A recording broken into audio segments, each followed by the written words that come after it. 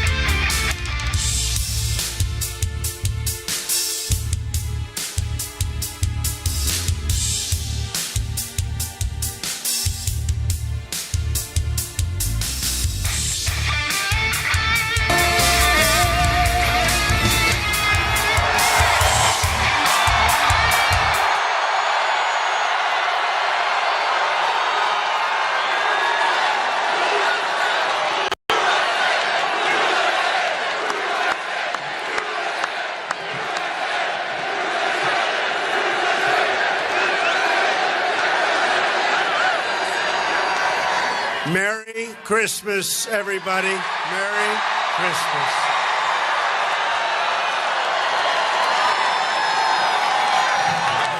I'm here today for one main reason, to say thank you to the incredible people of Pennsylvania. Thank you.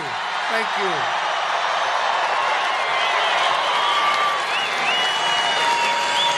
you. This is the first time the Republican Party has won the state of Pennsylvania in almost 30 years.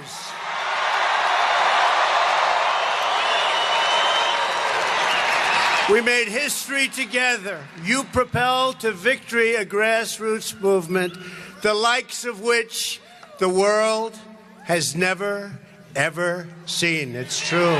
True. Your drive, your dedication, and your love for your country pushed us across the finish line. And boy, did we get across that line, right? The patriots in this arena tonight stood up for themselves and for their families and showed the whole world that the American people still run our country.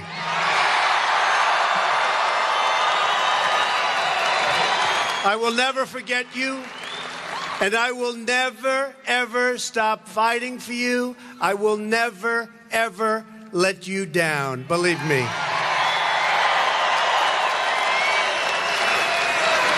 What a state. What a state. Well, I went to school in Pennsylvania, right? So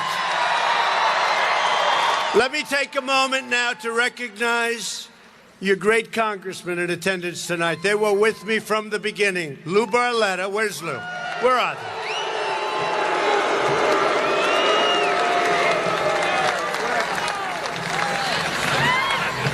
Tom Marino.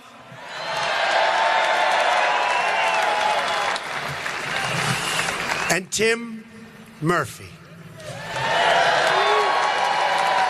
And I just see in the audience, I didn't know he was here, Jeffrey Lord. Oh, he fights so hard. Oh, that Jeffrey. It's so unfair. They stack up 7-1, but he handles it. CNN, they stack it up against him. They stack it. They are not happy with the results of this election, and it was a stampede. Uh-oh, their camera just went off, folks. their camera just went off.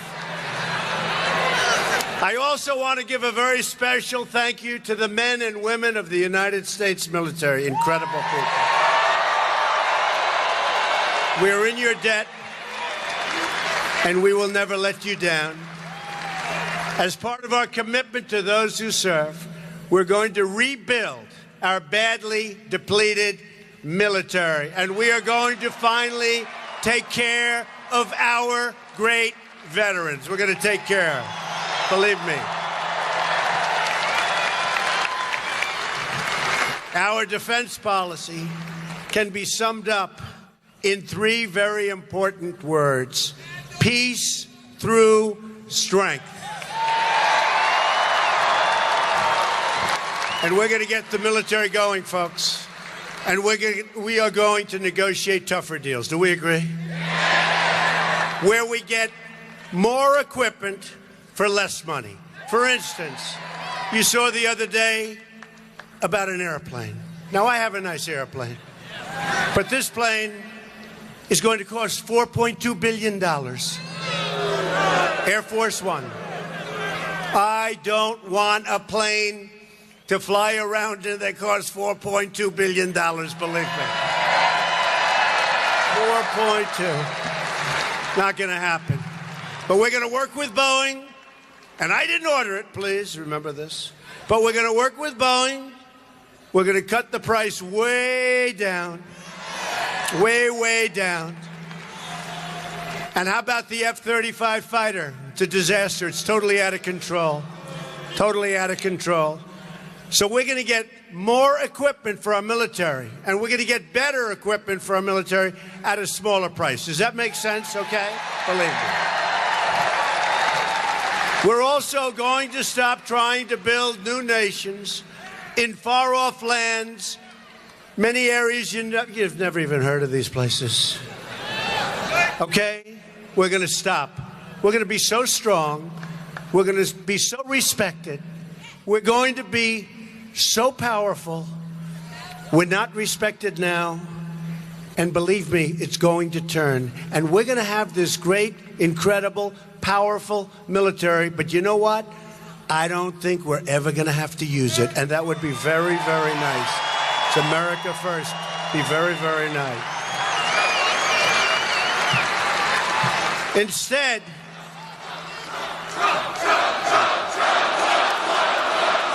thank you. Instead, my administration will focus squarely on the vital national security interests of the United States. And that means crushing ISIS and defeating radical Islamic terrorism. We're going to defeat it quickly.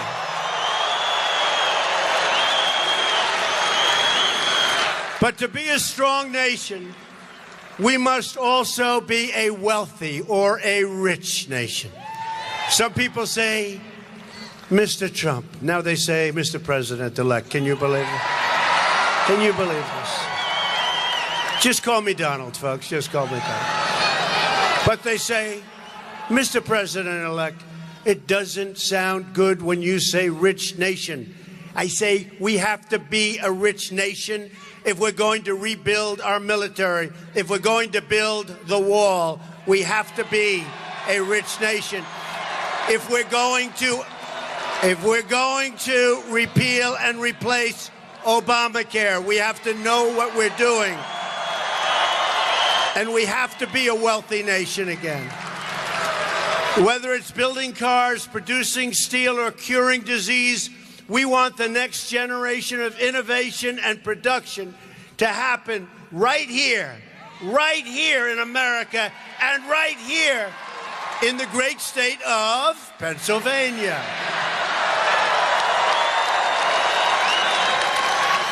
And I have to tell you about Pennsylvania. So, you know, they were all saying, you just don't win Pennsylvania. Everybody thought for years and years that they were going to win Pennsylvania as a Republican. They call it the bride that got away, right? This is such an important state, and they were saying he won't win it. He's down in the polls. And I didn't understand it because all of these gentlemen back here, and these are tremendous people that love you, your congressman. They were saying every yard in Pennsylvania has a Trump-Pence sign, right?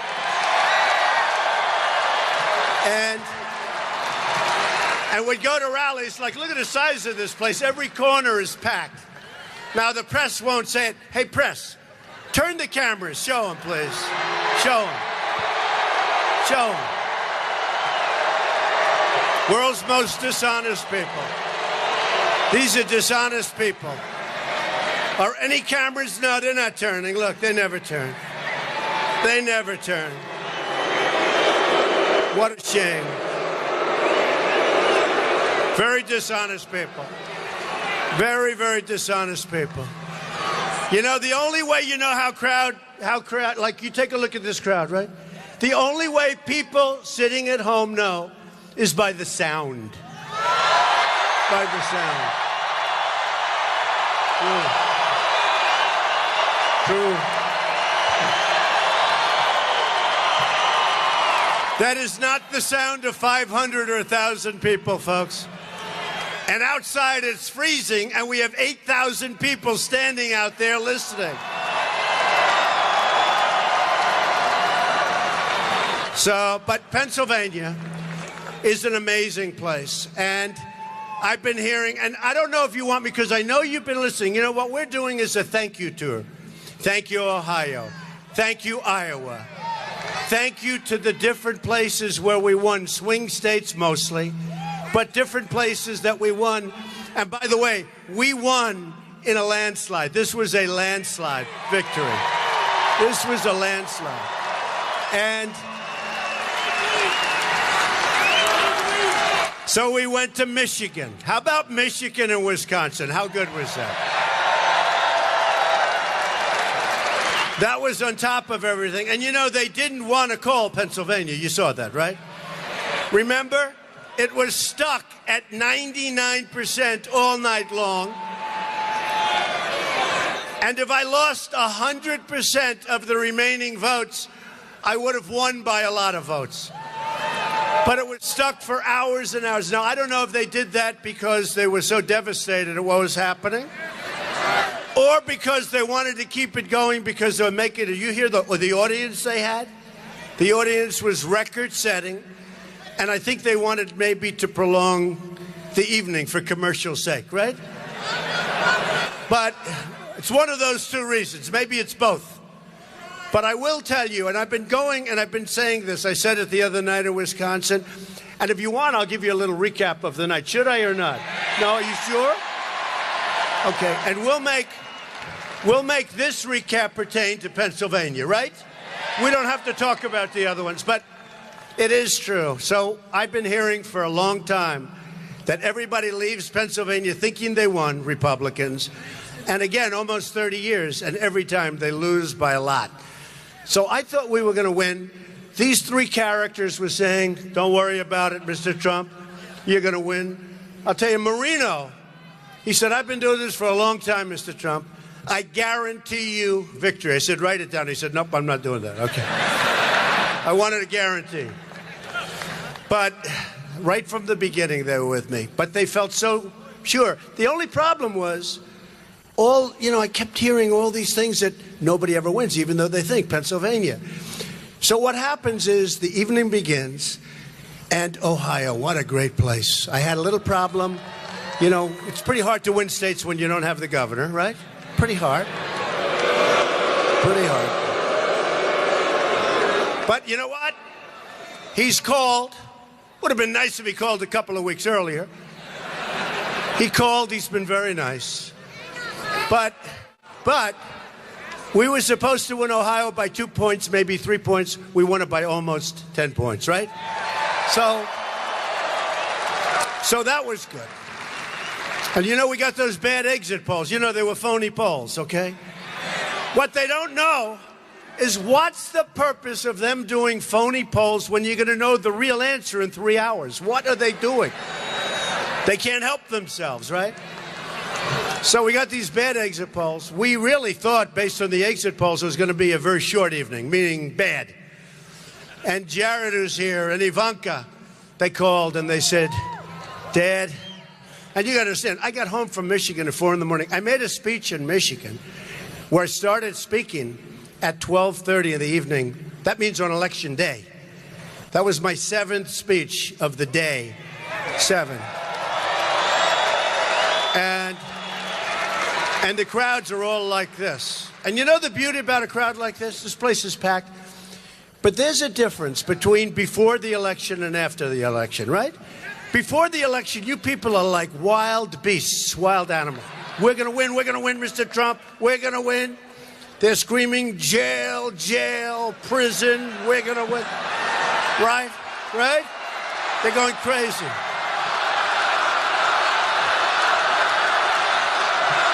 No. They're screaming, we want the wall, build the wall, Mr. Trump. And we're going to build the wall, don't worry about it. Okay. But it is true. There's a big, I was telling somebody backstage, and now the crowds are amazing. And you know, it's hard to get a big crowd after an election. If somebody else, a normal person, came after an election, even after a victory, you'd have 15 people. People would say, we had enough, we're not going. And this place is packed. This is a big stadium, by the way.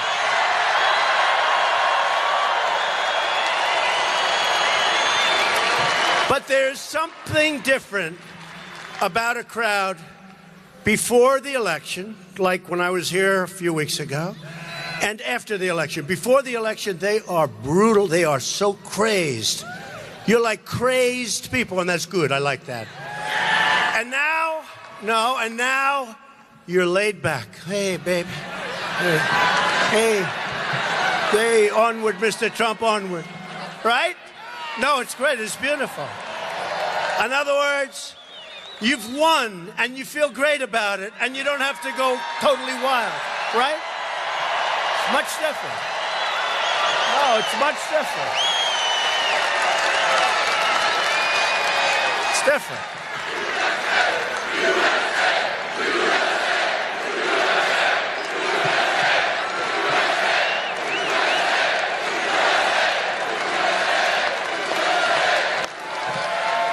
No, it's much different. You're laid back, and that's good. This is not really exactly laid back, but it's pretty laid.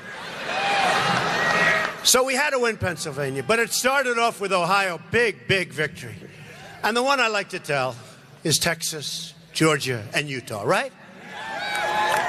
Because they started off about 2 months before the election. Now, you just don't lose Texas as a Republican. Right? You don't lose. And you don't lose Georgia, and you don't lose Utah. I don't think Utah's ever been. Jeffrey, has Utah ever been lost? Just keep saying what you say. You know what he says? He's like Ronald Reagan. That's all he has to say. It's good. Donald Trump is like Ronald Reagan. We love you, Jeffrey. This guy takes such abuse on CNN. Do we love him? I hope he's getting paid a lot of money because he deserves it, believe me. But it's sort of incredible. But what happened is they're saying Texas is in play. Texas is in play, right? Is that Texas? I said, Texas has never been in play. And then I go to Texas, I make a speech, and we have an arena that's bigger than this one. It's packed, 10,000 people outside. And I say, how can it possibly be in play? But you saw it, right? So they say, Texas is in play. Then they say, Georgia. Now, Georgia, we're supposed to win by a lot. And they have me even, right? And then they say Utah, and in Utah they have this character. I never saw a guy like this. No, I never saw a guy like this. This guy was like horrible. And they said, the third party candidate looks like he's got Trump in trouble. And my wife looks at him and says, you're not going to lose. She knows more than these dishonest people. And they knew it. They knew it. They knew it. So what happens, you know what happened, because you watch it. They had a record audience, the biggest they've ever had. And it opens. The polls open. And now they're closed. And now they go on live all over the country, really all over the world. And the first thing they do, Texas has gone to Donald Trump. I said, what happened? I thought I was And they always started off with, "We have breaking news," right? We have breaking news, like, you know, about 12 seconds after the show up. This is a state that I was supposed to be like, go late in the night. "We have breaking news. Texas has gone to Donald Trump." I said, "Man, that's good, because I'm a little worried, you know." That's why nobody believes these people.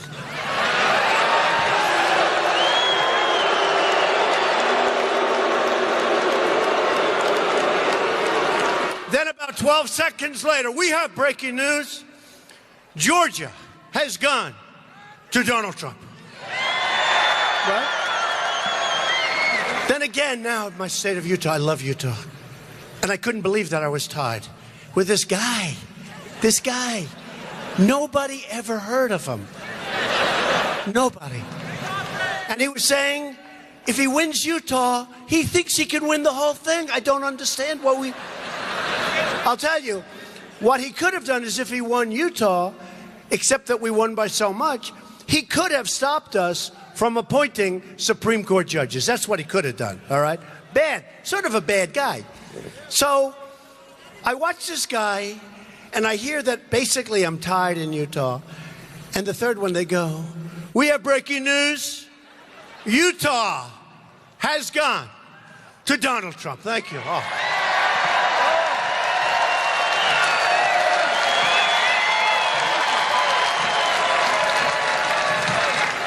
I would have lost Utah.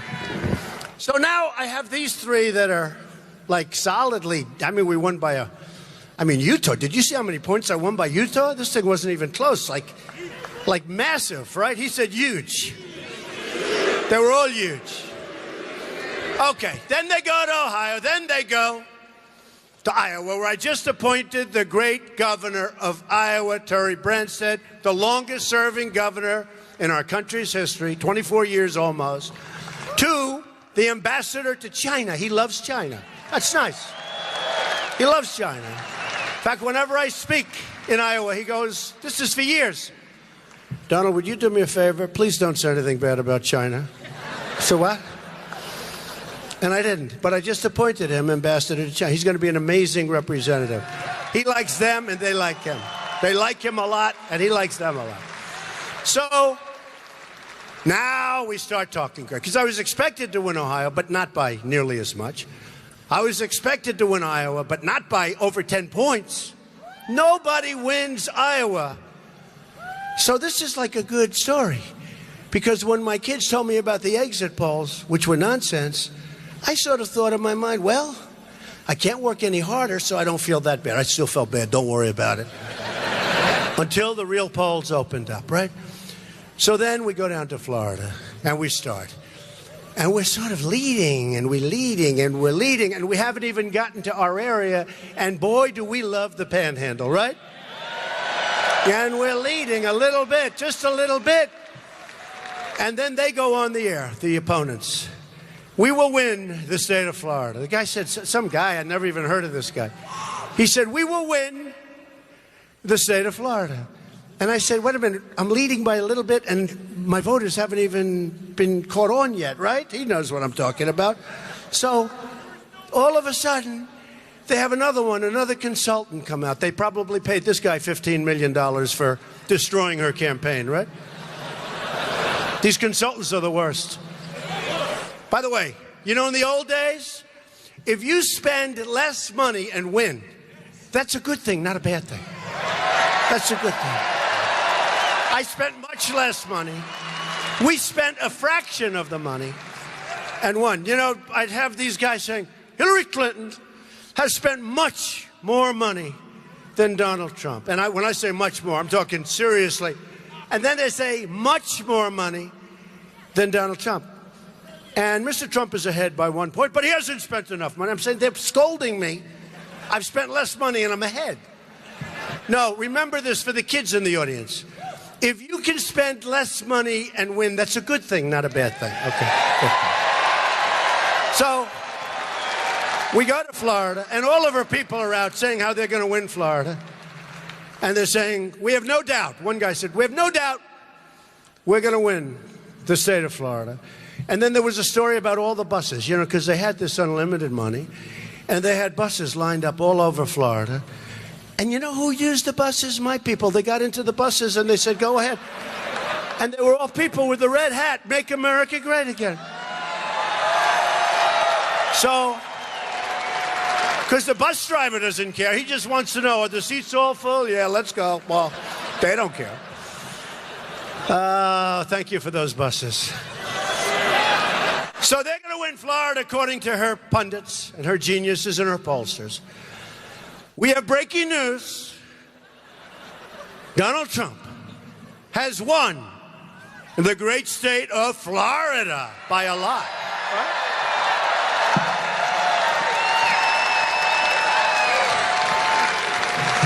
Then the same pundits get on. And I could tell you, because I had a great conversation with President Obama. And I said to him, no. Although this foolish guy, Josh Earnest, I don't know if he's talking to President Obama. You know, having the right press secretary is so important. Because he is so bad, the way he delivers a message. He can deliver a positive message, and it sounds bad. He could say, ladies and gentlemen, today we have totally defeated ISIS, and it wouldn't sound good, okay? All right? I have a feeling they won't be saying it, but I know we will be saying it.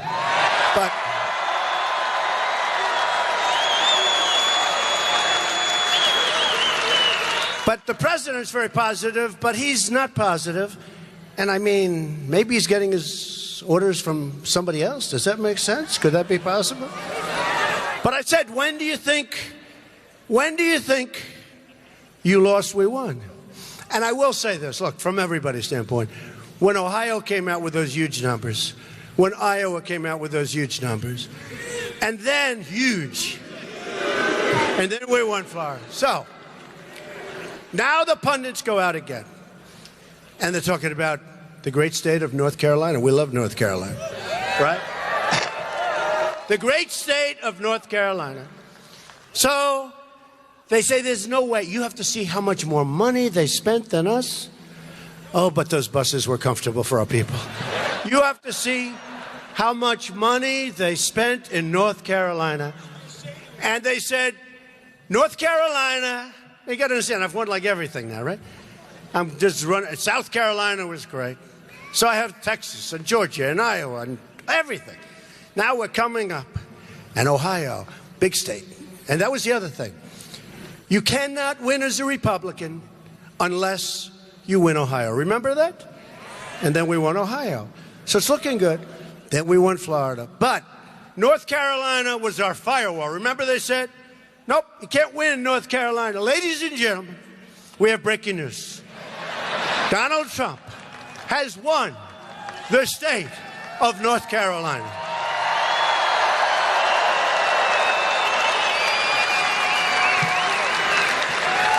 And now you see these absolutely terrible, terrible, destructive people. They're getting a little nervous. They're getting a little nervous. John King, nice guy, he's got the map. He's good with the map. But his hand is starting to shake. You know, it's got... Oh, my God. Oh, my God, he won. Because remember they said before the election, there is no path to 270 for Donald Trump. Oh, but there's a path to 306, but there's not. So his hand is... So now we win North Carolina. And now we get up to Pennsylvania. We are just doing great in Pennsylvania. In fact, I won it twice, right? I won it twice. Because I won it. And then we had this scam operation. Let's ask for a recount. We won it again. We won Wisconsin. We won Michigan. No, I love it. I hope somebody else asks for a recount because I love winning. You know, we'll win it 3, 4, 5 times. Actually, they did a full recount in Wisconsin. And I received 138 votes more. Me, I got more votes. Scam. Remember I told you it's a rigged system, right? It's terrible. And not rigged for us, believe me. The other way around. So now we come up to Pennsylvania, and they don't want to put it. But I see we're going to win. In fact, I start doing interviews, because if we win Pennsylvania, it's over, right? So now I'm doing interviews because it's at 99%, and there aren't enough votes for them to even come close. So people are saying, you can't do interviews now. I said, why not? There's no way. There's no way. So I started doing interviews. I felt very comfortable. They just didn't want to do it. But what happened? Now you watch John King, the hand is shaking, quivering. Ladies and gentlemen, Donald Trump has won Wisconsin. Now that wasn't supposed to happen, right? Then he goes, oh, you could see he's like getting ready to throw up all over the... Ladies and gentlemen. Then they go, we have breaking news. And I kept waiting for Pennsylvania. But why wait for Pennsylvania? Because they said, ladies and gentlemen, Donald Trump has won the state of Michigan. Now they're going, whoa, whoa. Now, Wisconsin hasn't been won for 38 years. Michigan hasn't been won for about that or longer. I mean, it's like crazy. And I love Pennsylvania, but we didn't even need you guys. Isn't that terrible? Because they waited so damn long. They took all of your glory away, right? Rob Gleason did a great job, and David did a great job. Great job. Great job. David and Rob, what a job. So now we win the state of Pennsylvania, and it's over. It was an amazing, I'll tell you what, it was an amazing evening. And the people on ESPN, sports people, they said it was the single greatest event they've ever seen. They've seen football and baseball and boxing, and they said it was the greatest. So I just want to thank the incredible people of Pennsylvania, okay? Thank you. Thank you very much. Thank you. Incredible people. Unbelievable people. And in 4 years, we're going to win it by even more. Let's ask you something, all right? By even more. All right. Let's get back onto the subject of jobs, right? Because, you know, that's what we're here for. Enough with this stuff.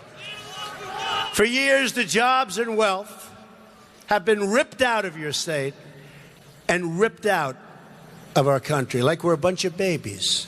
Foreign powers have gotten rich, bleeding America dry, because we have people that don't know what they're doing, or worse than that. And our politicians stood by and did absolutely nothing. And that is now all about to end, and it's going to end quickly.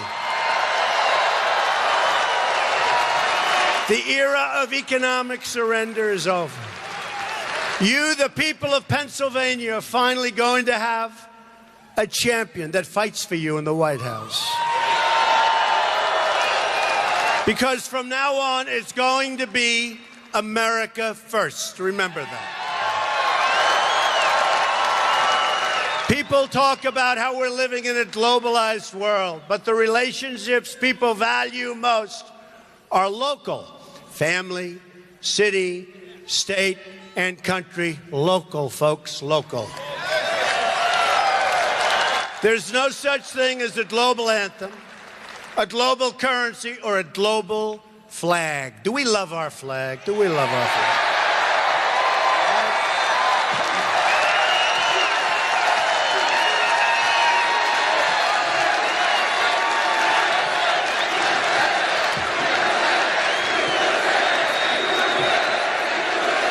We salute one flag, and that is the American flag. And we're going to make sure the American flag gets the respect it deserves, all right? You know, when I watch the news at night and I see these punks burning the flag and stomping on it, and burning another one and stopping. No good, no good. We're gonna maybe have to do something about that. What do you think? Yes? Patriotism will be celebrated in our cities and taught very, very strongly to our children. And that patriotism will be the foundation of our economic plan, bringing jobs back to America. We're bringing our jobs back, folks. They've been ripped away. That's why we're going to lower our business tax. We are going to lower our business tax big league from 35% to 15%. Right now, we're one of the highest tax nations in the world, and we're going to be among the lowest, and we're going to have jobs come pouring back. We want to bring in new companies and new jobs to our shores. That's also why we're going to eliminate job-killing regulations. Cancel many executive orders. Believe me, we're going to be canceling a lot. And lift the restrictions on the production of American energy, including shale, oil, natural gas, and clean coal.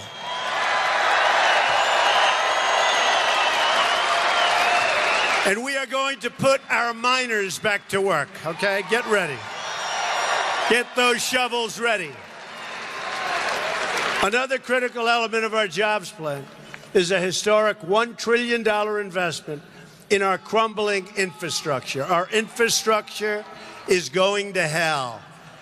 We're going to fix our infrastructure. You know, we've spent, as of 2 weeks ago, $6 trillion in the Middle East. We could have rebuilt our country 3 times over. And right now, we're in worse shape in the Middle East than we were 15 years ago when we started, by a factor of 10. Our bridges are deficient, our roads are in disrepair, and our airports are like third world countries. I am asking Congress to support the construction of new roads, bridges, airports, tunnels, and railways all across our nation. We're going to do it. And we're going to build it on time, on budget, not for 3 times what it's supposed to cost. And we will put our people back to work in the process. It's time to help get Americans off welfare and back into the labor market. Rebuilding our country with American hands and American workers. We're going to rebuild our country. We're going to do it ourselves, folks. My administration will follow 2 simple rules: buy American and hire American. At the center of this agenda is fixing our absolutely terrible trade deals. I mean, NAFTA, you look at that, it's been defective for 20 years. It's been defective from the day it was signed. It's been defective. Pennsylvania, congratulations, because you're just about at the bottom of the pack in this, has lost more than 1/3 of your manufacturing jobs since NAFTA. Just about as bad as there is in the country. Although I must say, Michigan and a couple of other places have actually done worse. Okay, right? But you're all going to do great now because we're bringing those jobs back. America is now running, listen to this, a nearly $800 billion annual trade deficit. In other words, all these people, they work, they make these trade deals, right? We lose almost $800 billion a year. Who are these people? Any business people in this large audience? You know? Hard to believe. Almost $800 billion a year, and we never make good deals. You know, I actually said to my people today, they're going over Mexico, doesn't work. China is all-time record-setting. We're going to lose $500 billion trade deficit. All of these places, and I said, give me a good deal. You know what they said? There are none. We don't do with anybody.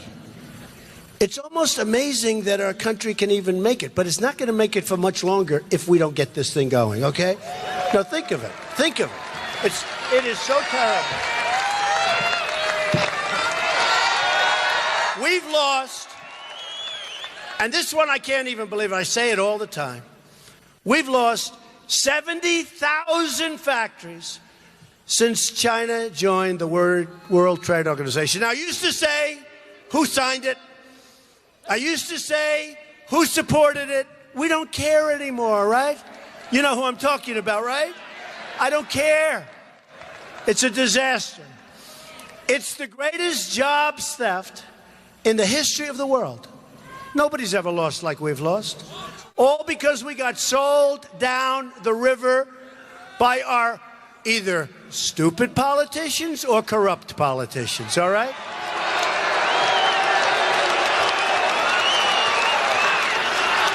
Except for these three guys down here, they're great. They're good. A Trump administration will defend American industry, and it will defend the American worker. You've got to be defended. It will defend the American worker. Boy, did we come out and vote. You know, they forgot about the American voter. They talked about everybody, right? They're going to do this group and that group. And by the way, women, thank you very much. I mean, thank you. Women.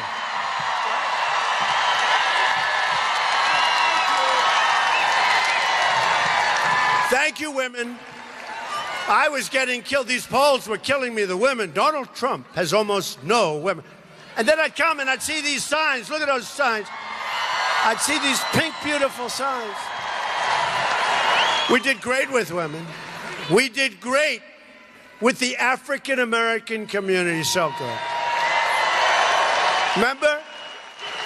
Remember the famous line, because I talk about crime, I talk about lack of education, talk about no jobs. And I'd say, what the hell do you have to lose, right? It's true. And they're smart, and they picked up on it like you wouldn't believe. And you know what else? They didn't come out to vote for Hillary. They didn't come out.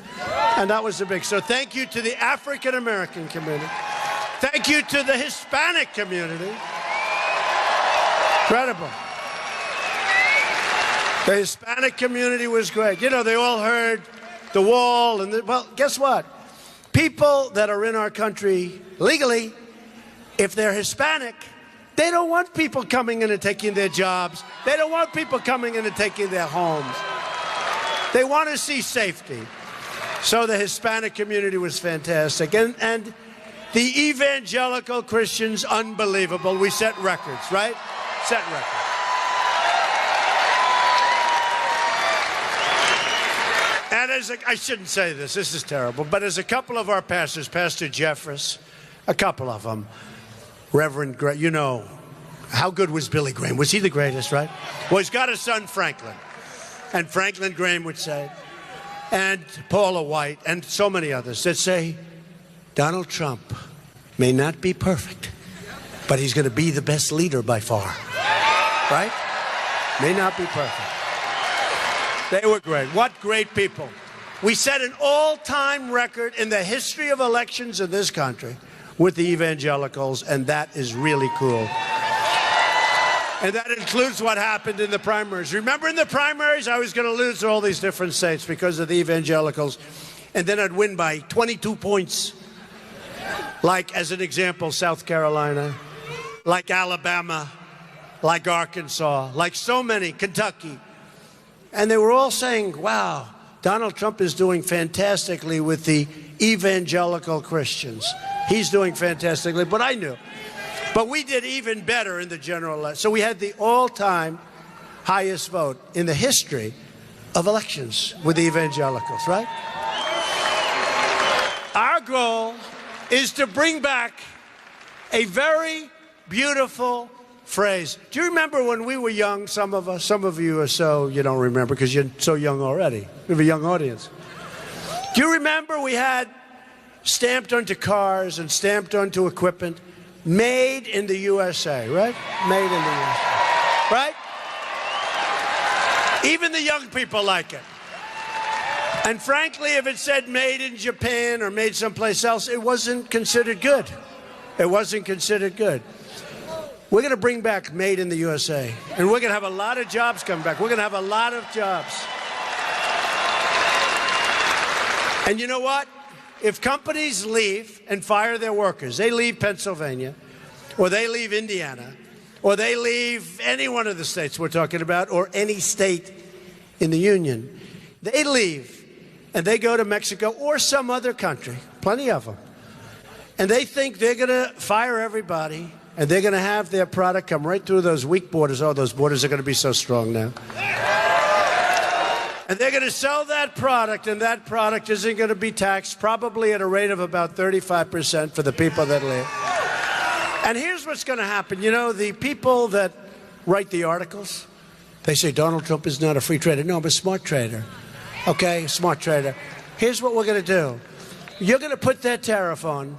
Company leaves, makes their air conditioner. Carrier was very nice, by the way, I have to tell you. I mean, what they don't know is the people that did go down there, it's going to be a little hard to sell that product back in, but we won't talk about that. But Carrier was fantastic. They really were. And I hope you go out and buy some Carrier air conditioners, because they're one of the few that are left in this country. And I told the people at Carrier, you saw all the publicity that got.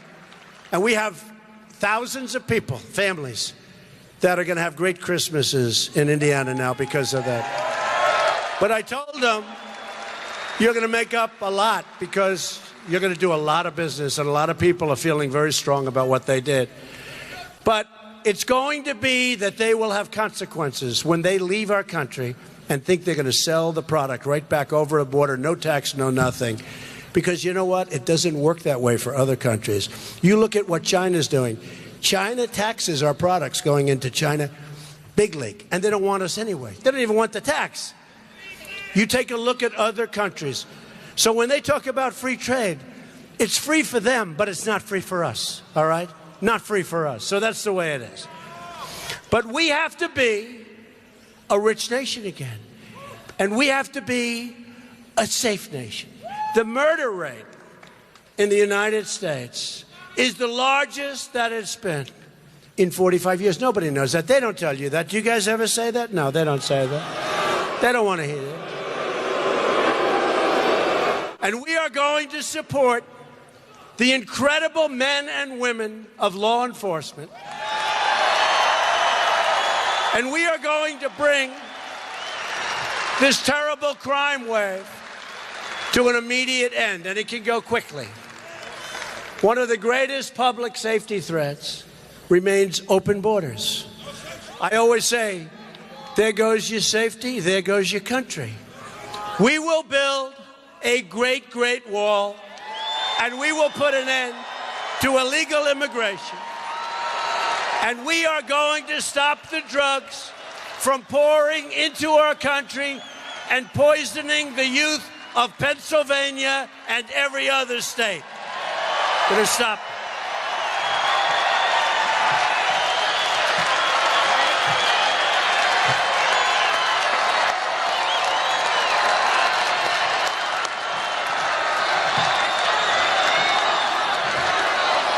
We're going to build the wall. We're going to build the wall. We have to. You know, the Border Patrol, you know this, 16,500 great people. Because their job is much tougher when I win, because we're going to enforce the laws. They want to enforce. They endorsed me. First time they've ever endorsed a presidential candidate. ICE. The men and women of ICE. They're smart, they're tough, they love the country. They endorsed us. It's not me, it's us. First time they've ever endorsed. What does it mean? It means they have to work harder. But these are people that know what they're doing. We're going to break up the gangs. We're going to break up the cartels and the criminal syndicates terrorizing our cities and our neighborhoods. And they're being terrorized. Just take a look on Long Island, New York, and you take a look at what's happening out there. It is really bad. And our local police know exactly who they are and want to do something about it. And they're being stopped. So we're going to work on that. We're going to get a safe country to protect our country from terrorism and extremism. I will suspend immigration and refugee admissions from regions where they cannot be safely processed or vetted.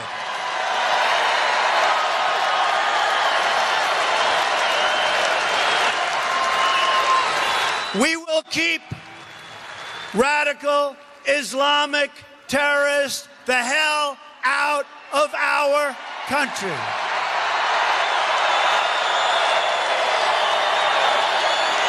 We're going to keep them out. We got enough problems. We got enough problems, right? We got to bring our jobs back. We don't want problems. And we'll build safe zones in Syria. When I look at what's going on in Syria, it's so sad. It's so sad. And we've got to help people. And we have the Gulf states. They have nothing but money. We don't have money. We owe $20 trillion. I will get the Gulf states to give us lots of money, and we'll build and help build safe zones in Syria so people can have a chance. So they can have a chance. Ethics reform will be a crucial part of our plan as well. We're going to drain the swamp of corruption in Washington, D.C. Right? I will impose a 5-year ban on executive branch officials becoming lobbyists and a lifetime ban on officials becoming lobbyists for a foreign government. And I'll tell you what else I'm going to ban. When we have our purchasing agents giving out billions and billions and billions of dollars of contracts to the military and to all of these people where they're buying airplanes, where you see these tremendous cost overruns, take a look at the F-35 program. Take a look. And the people that gave out those contracts, give me a break. We're going to impose a lifetime ban on people that give these massive contracts out, or even small contracts. You want to work for the United States, you work for the United States. You're not going to go to work for the people that build these planes and people that do the drugs with all of the different things. You know, the cost of drugs in this country, we're about the largest purchaser of pharmaceuticals anywhere in the world. And yet we can't negotiate the price. I wonder why. You don't think it has anything to do with the drug companies? Well, we're going to open it up. We're going to face many challenges. But this is truly an exciting time to be alive. The script is not yet written. We do not know what the page will read tomorrow. But for the first time in a long, long time, what we do know is that the pages will be authored by each and every one of you and you.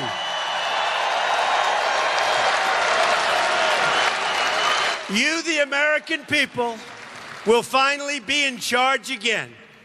Your voice, your desires, your hopes, and your aspirations will never again fall on deaf ears.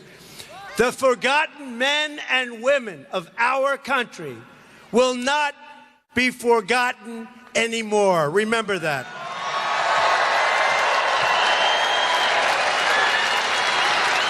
You sure as hell weren't forgotten on Election Day, were you, huh? Did you hear some of them were saying, where are all these people coming from? Together we will raise incomes and create millions and millions of great new jobs. We will repeal the disaster known as Obamacare and create new health care reforms that work for you and your family. We will reestablish the rule of law, defend the Second Amendment, protect religious liberty, and appoint justices to the United States Supreme Court who will uphold and defend the Constitution of the United States.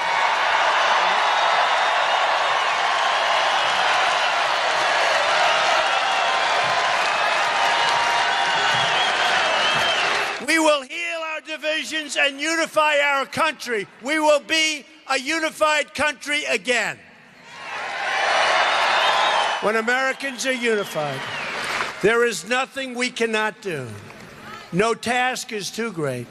No dream too large. No goal beyond our reach. My message tonight is for all Americans, from all parties, all beliefs, all walks of life. Whether you are African American, Hispanic American, or Asian American, or whatever the hell you are, remember that we are all Americans, and we are all united by one shared destiny.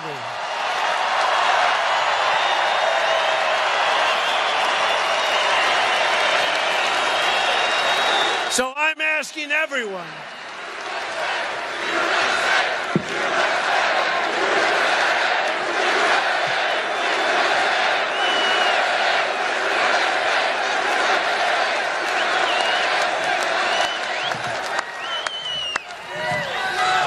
So I'm asking everyone to join this incredible movement, and that's what it is. All over the world, they're talking about what's happening here, all over the world. Pundits have said, and I mean pundits that truly dislike Donald Trump, have said this is the single greatest political phenomenon that they've ever seen. And it's about you, it's not about me, it's about you. I am asking you to dream big and bold and daring things for your family and for your country. I am asking you to believe in yourself again, and I'm asking you to believe in America. And if we do that, then all together we will make America strong again. We will make America wealthy again. We will make America safe again. And we will make America great again. Thank you. Thank you, Pennsylvania. Thank you. God bless you. Merry Christmas. Thank you, Pennsylvania. Thank you.